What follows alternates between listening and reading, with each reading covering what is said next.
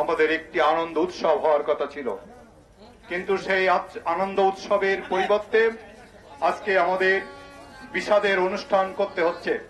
সেটি কোন কারণটা হচ্ছে এই যে আমাদের যশোরের মানুষের প্রাণের দাবি ছিল, সেটি হচ্ছে এই যে আমরা সকালে নড়াল হয়ে আমরা 10:45 ঢাকায় পৌঁছাবো।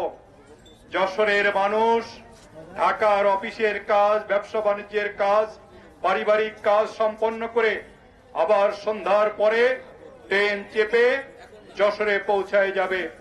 কিন্তু আমাদের সেই দাবি আজকের বিষাদের দাবিতে পরিণত হয়েছে। বন্ধুগণ, আপনারা জানেন যে আজকের 6টায় খুলনা থেকে জাহানাবাদ ট্রেনটি নাম ধারণ করে ঢাকায় পৌঁছাইছে। আমরা যারা সকালে টেলিভিশন দেখেছি, খুলনার মানুষের কি উচ্ছ্বাস, কি আনন্দ, সেই ট্রেনের যাত্রীরও কি আনন্দ এবং কি উচ্ছ্বাস। সেই আনন্দ উচ্ছ্বাসের ভাগিদার আমরাও আজকে হতে চেয়েছিলাম। বন্ধুগণ, আমরা হতাশ নই আপাতত। সেটি হচ্ছে এই যে আমাদের দীর্ঘদিনের লড়াই সংগ্রাম ছিল। এই আমরা সম্মিলিতভাবে আমরা লড়াই করেছিলাম যখন পদ্মবলা স্টেশন চালু হতে যাচ্ছিল। যশোরের বৃহত্তর যশোরের মানুষকে বঞ্চিত করে খুলনা থেকে পদ্মবলা হয়ে ট্রেন যোগাযোগের সিদ্ধান্ত নিয়েছিল। আমরা সম্মিলিতভাবে সেদিন আন্দোলন করেছিলাম। আমরা এই স্টেশনে দাঁড়িয়ে অবরোধ করেছিলাম, মানববন্ধন করেছিলাম। আমরা প্রতিনিধি পর্যায়ে রেল ভবনে রেল সচিব, রেল ডিজির কাছে আমরা সাক্ষাৎ করেছিলাম। সেই আন্দোলনের প্রতিশ্রুতিতে হয়তো আজকের আমরা কিঞ্চিত সফলতা পেয়েছি, কিন্তু এই সফলতা আমাদের পূর্ণাঙ্গ সফলতা নয়।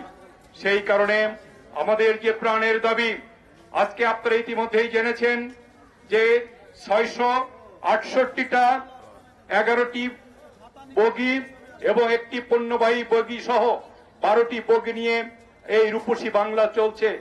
কিন্তু আমাদের এখানে 120 এবং 120 শোভন এবং এসি সহ 240টি সিট আছে। কিন্তু আমরা 415 টাকায় আমরা ঢাকায় যেতে পারবো। কিন্তু যদি আমরা 3.5 ঘন্টায় 4 ঘন্টায় যেতে পারি, যশোরের মানুষ আরামে যাবে, সেই ট্রেনটি একটি লাভজনক প্রতিষ্ঠানে পরিণত হবে। কিন্তু আমরা কি দেখছি যে এখনো পর্যন্ত পরিকল্পিতভাবে এই রূপসী বাংলাকে একটি লোকসানের প্রতিষ্ঠানে পরিণত করছে এবং যশোরের মানুষকে বঞ্চিত করা হচ্ছে। যদি সকালে দেওয়া হয়, যশোরের যে 668টি যে সিট, এটা ভরে যাবে, যশোরের মানুষ আরামে ঢাকায় পৌঁছাবে। সেই কারণে আমরা সরকারের কাছে দাবি জানাচ্ছি যে আমাদের এই দাবি, সকালে যশোরের মানুষ ঢাকায় যাবে, সন্ধ্যা পরবর্তীতে কাজ সেরে আবার যশোর বেনাপোলে ফিরবে। সেই দাবি যদি মানা না হয়, যশোরের মানুষ ইতিমধ্যে নানা পর্যায়ের এই ট্রেন চালুর দাবিতে রিহার্সেল করেছে। আগামী দিনে আমরা যশোরের মানুষ আমাদের সেই সকালে ঢাকায় এই রূপসী বাংলায় সহ অন্য ট্রেনের মাধ্যমে আমরা ঢাকায় পৌঁছতে চাই। সেই পৌঁছানোর ক্ষেত্রে আমরা বৃহত্তর আন্দোলন কর্মসূচির মধ্যে আমরা যেতে পারবো। কারণ যশোরের মানুষ আজকে স্বতঃস্ফূর্তভাবে আজকের এই আন্দোলনের প্রতি, এই যে যৌক্তিক দাবি, এই দাবির প্রতি তারা সমর্থন করেছে।